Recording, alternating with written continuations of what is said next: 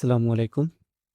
আমি Mohammad Sajjad Rahman Himel, cyber security student and learner. তো active directory পার্টে আমরা বিগত দেখলাম ইনুমারেশন কিভাবে করতে হয় এবং প্রিভিলেজ এসকেলেশনের মধ্যে এসআরইপি রোস্টিং কিভাবে কাজ করে। আজকে আমরা দেখব কিভাবে কার্ভ রোস্টিং অ্যাটাক করা হয়। তো এর জন্য ২টা মেথড আছে। একটা হচ্ছে উইন্ডোজ বেস, আরেকটা হচ্ছে কালি বেস। প্রথমত আমরা কালি লিনাক্স বেস বা আমাদের অ্যাটাকের মেশিন দিয়ে যেটা করতে পারবো সেটা আগে দেখি। তো এর জন্য আমাদের যেটা করতে হবে, প্রথমত আমাদের কাছে জাস্ট একটা ইসের ইউজারের ক্রেডেনশিয়াল আছে। তা কি? তা হচ্ছে আর গ্যালারির। হ্যাঁ? তো প্রথমত ইন প্যাকেট দিয়ে আমরা আর গ্যালারি লগ ইন করে নিই।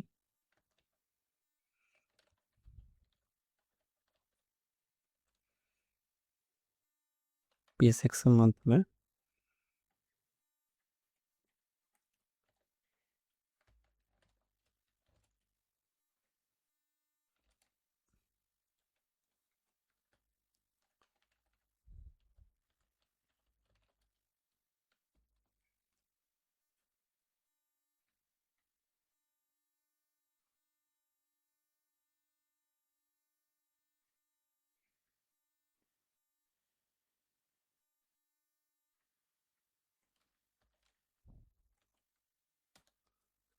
ওকে।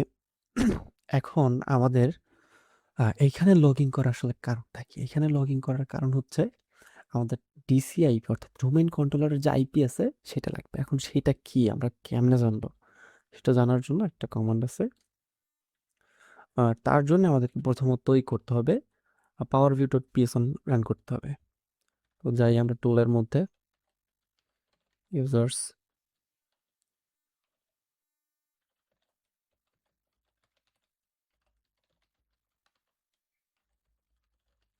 টুলস। এখন হচ্ছে PowerShell ইপি বাইপাস।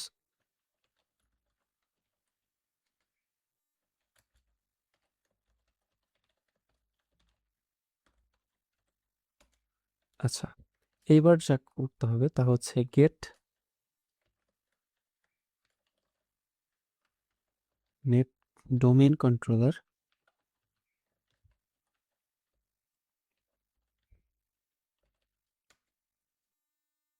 আচ্ছা, এইখানে আমরা দেখতে পারতেছি এ হচ্ছে ডোমেন এবং এ হচ্ছে আইপি অ্যাড্রেস। অর্থাৎ এই যে যেটা পাসওয়ার্ড স্প্রিং এ বলছিলাম, এইটা হচ্ছে আমাদের ডিসিআইপি এবং এইটাই হচ্ছে আমাদের প্রথমত এখন কাজে লাগবে। কেন? কার্ভ হোস্টিং এর জন্য। এখন কার্ভ হোস্টিং করতে হচ্ছে আসলে কি লাগবে? কার্ভ হোস্টিং করতে হলে আমাদের প্রথমত এসপিএন অর্থাৎ সার্ভিস প্রিন্সিপাল নেম লাগবে। অর্থাৎ এমন একটা ইউজার যার আসলে কোনো একটা সার্ভিস রান করতেছে, এমন একটা ইউজার হলেই হবে। তো এর জন্য আমরা এখান থেকে প্রথমত এক্সিট করি। আচ্ছা থাকুক। আমাদের অ্যাটাকার মেশিনে চলে আসি। যেহেতু আমরা জানলাম যে ডোমেইন কন্ট্রোলার আইপি নাম কি, তো আমরা ইন প্যাকেট ইউজ করি। Impacket get user SPN.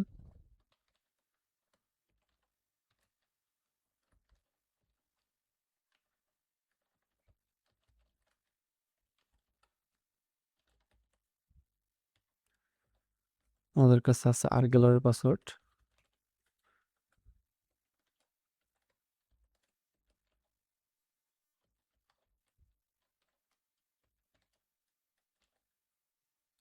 এখন হচ্ছে ডিসিআইপি। ডিসিআইপি কি ছিল? 30 ছিল, 33। এখন হচ্ছে আমাদের কি করতে হবে? রিকোয়েস্ট করতে হবে। রিকোয়েস্ট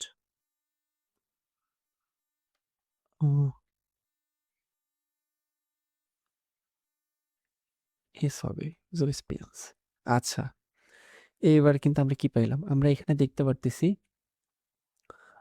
২টা এসপিএন অর্থাৎ ২টা এসপিএন সার্ভার করতেছে। সার্ভিস প্রিন্সিপাল নেম আছে। একটা হচ্ছে কি ফ্রেন্ড বিসি, এসবিসি ব্যাকআপ, ফ্রেন্ডস ডট লোকাল 1337। আরেকটা হচ্ছে মাই এসকিউএল এসআরএইচ এটা কিন্তু আমরা দেখছিলাম কোথায় দেখছি আমরা যখন ব্লাড হাউন্ড রান করছিলাম তখন কিন্তু আমরা ওইখানে দেখছিলাম আমরা একটু দেখি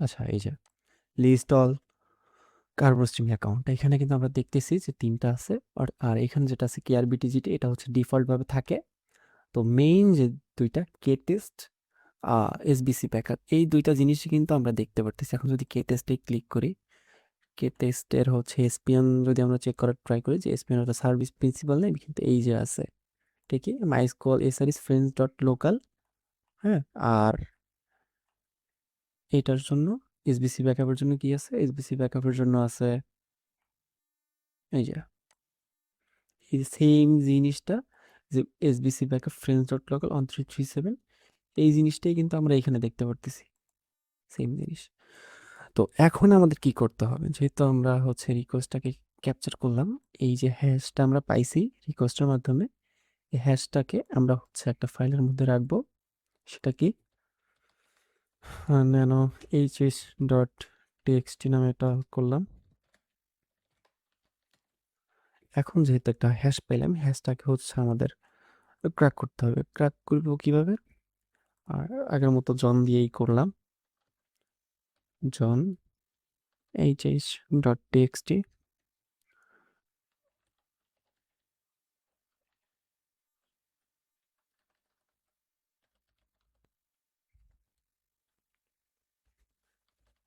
user share word list RockYou dot TXT enter করি ওয়াও এখানে ও আচ্ছা এখানে কি মজার ব্যাপার কি মজার ব্যাপার এখানে কিন্তু হ্যাশ একটা না একটা দুইটা তো এটা কি দুইটা যেহেতু আমাদের এখানে আছে সার্ভিস প্রিন্সিপাল নেম আছে একটা হচ্ছে কি এসবিসি ব্যাকআপ আর একটা কি মাইস্কুয়েল এসআরএইচ দুইটার জন্য কিন্তু দুইটা হ্যাশ পাইছি আমরা একটা হচ্ছে এখান থেকে এটা আর একটা হচ্ছে এই থেকে এটা দুইটা এবং দুইটাই কিন্তু হয়ে গেছে দুইটাই ক্র্যাক হয়েছে এখন একটা হচ্ছে পাসওয়ার্ড 123 একটা হচ্ছে পাসওয়ার্ড 9 এখন আমরা কিভাবে বুঝবো যে কোনটা কিসের জন্য আমরা লগ ইন করার ট্রাই করি একটু ইনপাইট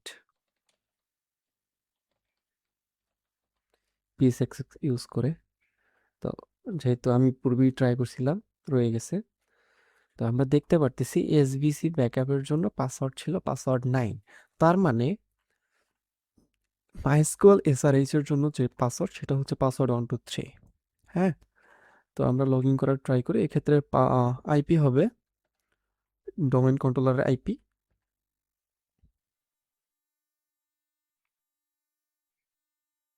ওয়েট করি বলা আমরা কিন্তু লগ ইন করতে পারছি যদি দেখি ওএমআই আমরা কিন্তু anti authority system IP config দিই আচ্ছা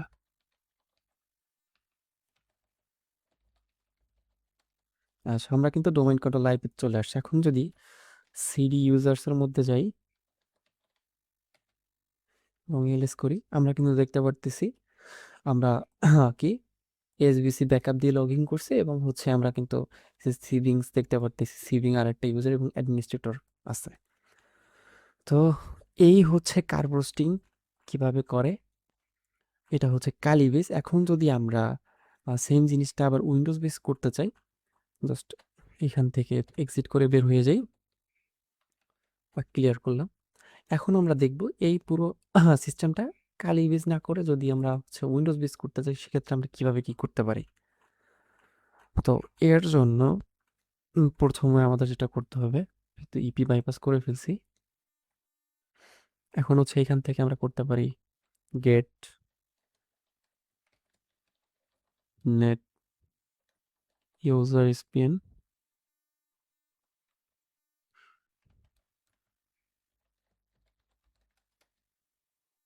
ওয়াও, আচ্ছা, এই যে আমরা কিন্তু এখন হচ্ছে ম্যানুয়ালি ট্রাই করতেছি পাওয়ার শেলের মাধ্যমে বা পাওয়ার ভিউর মাধ্যমে। এখন এখানে দেখতেছি প্রত্যেকটা ইউজার আলাদা আলাদা দেয়া আছে এবং এখানে আমাদের ম্যানুয়ালি ট্রাই করতে হবে কোনটার জন্য সার্ভিস প্রিন্সিপাল নেম দেয়া আছে।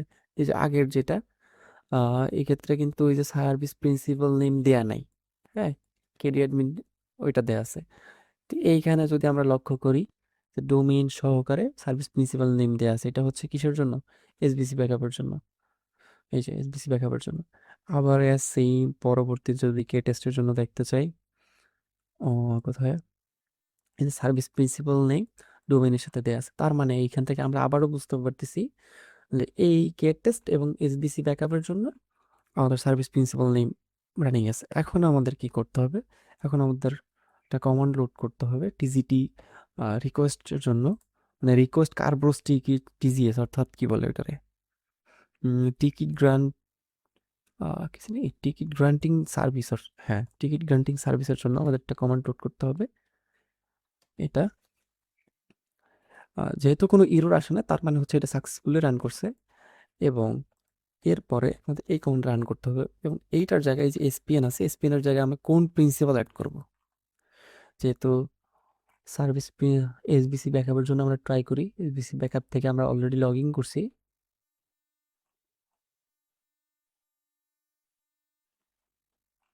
কোথায়?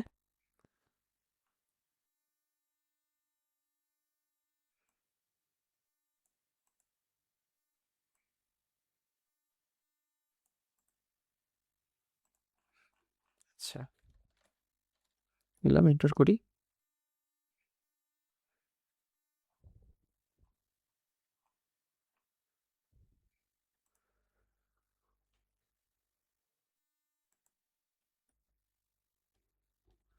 ওকে,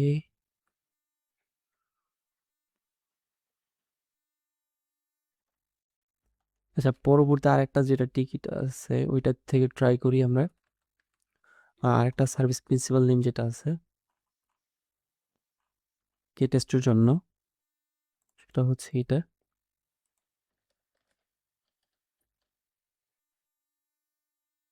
ও হ্যাঁ, ঠিক আছে। এবারে আমাদের হচ্ছে একটা টুলের দরকার আছে। সেটা কি? সেটা হচ্ছে মিমিক্যাট। মিমিক্যাটের জন্য আমাদের যেহেতু দেখি মিমিক্যাটস আছে কিনা অলরেডি এখানে। মিমিক্যাটস অলরেডি আছে। তো যেহেতু মিমিক্যাটস আছে, আমরা মিমিক্যাটসটা রান করে দিই। মিমি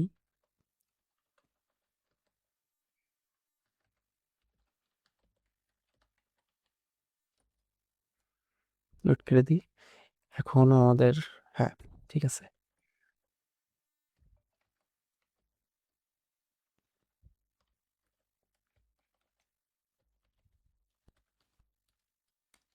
ওকে, এখন আমাদের কার ব্রাউজার যে লিস্ট সেটা দেখব।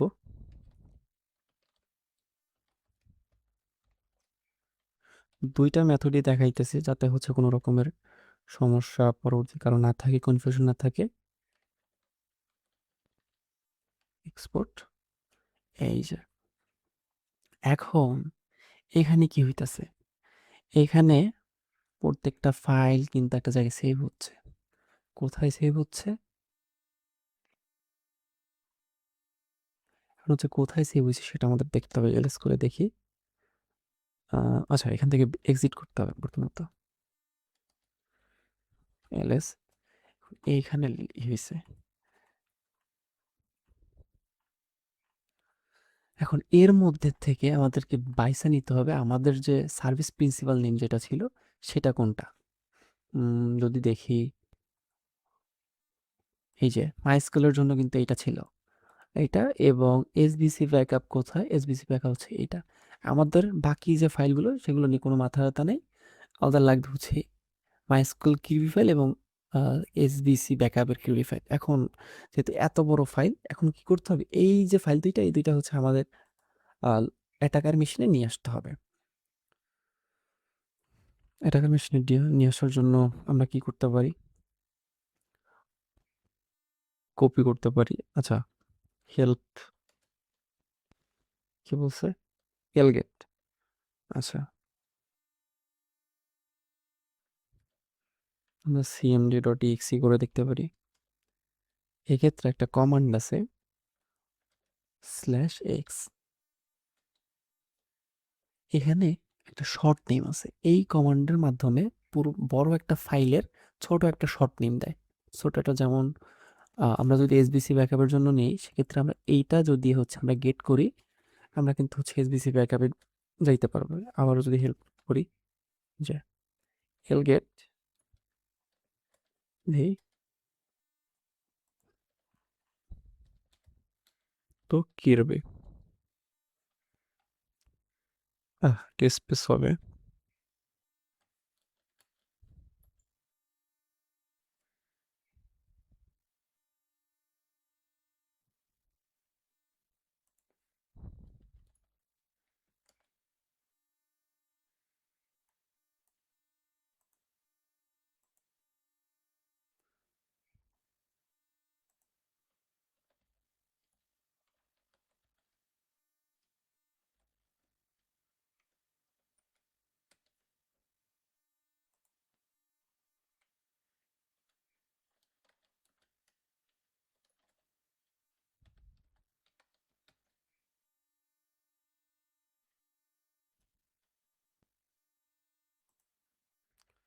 সো আমরা আবার একটু ট্রাই করে দেখি, এলে করে। ও হ্যাঁ, এবার কিন্তু চলে আসছে দুইটাই। তো আমরা একটু ম্যানুয়ালি রিনেম করে নিই। তো যেহেতু বড় একটা নাম, এটা হচ্ছে কিসের জন্য? হচ্ছে মাই স্কুলের জন্য। আমরা রিনেম করে জাস্ট মাই স্কুল দিই। My school dot Kirby. এটা হচ্ছে এসবিসি ব্যাকআপের জন্য, লাইক এসবিসি রাখি শুধু, এসবিসি কিরবি।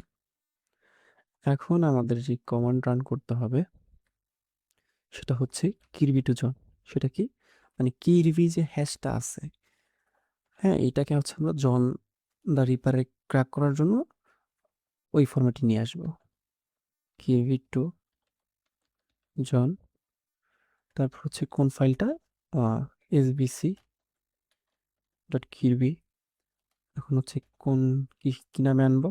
এতে এসবিসি রাখতেছি, এসবিসি ডট টিএক্সটি রাখি। ওকে, টিকিট ডট অন। এখন যদি ক্যাট এসবিসি ডট টিএক্সটি দিই, আমরা কিন্তু দেখতে পারবো যে ওই আগের মতো এসআরপি রোস্টিং এর সময় যে কমান্ড পাইছি, আমরা কিন্তু সেই কমান্ড আবার পাইছি। এখন সেম প্রসেসে এসবিসির মতো আমরা করতে পারি। ওই মাইস্কেলের যেটা ছিল, ওইটা হচ্ছে কিরবি টু জন মাইস্কেল, তারপর হচ্ছে অন্য একটা নামে রাইখা আবার কষ্ট করতে পারি। এখন আমরা সেম প্রসেস হচ্ছে আগের মতো করব। জন দা রিপার, হ্যাঁ, ওই যে সেম, জাস্ট ফাইল নেমটা দিয়ে করে দিব, চেঞ্জ করে দিব। এসবিসি দিলাম, এন্টার করলাম, আমরা কিন্তু পাসওয়ার্ড 9 পাইলাম। অর্থাৎ কি, এসবিসি ব্যাকআপের জন্য আমাদের পাসওয়ার্ড হচ্ছে পাসওয়ার্ড 9।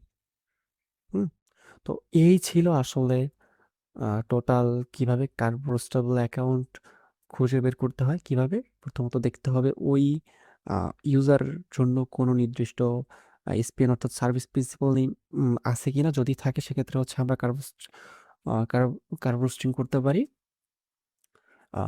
এরপরে হচ্ছে কি বলে, রিকোয়েস্ট টিজিএস অর্থাৎ টিকিট গ্রান্টিং সার্ভিসের মাধ্যমে আমরা রিকোয়েস্টটাকে ক্যাপচার করে, বা কিরি ফাইল যদি লিনাক্সের মাধ্যমে করি বা অ্যাটাকার মেশিন থেকে করি, সেক্ষেত্রে তো ডিরেক্টলি হচ্ছে আমরা ইমপ্যাকেট ইউজ করে পাইতে পারি।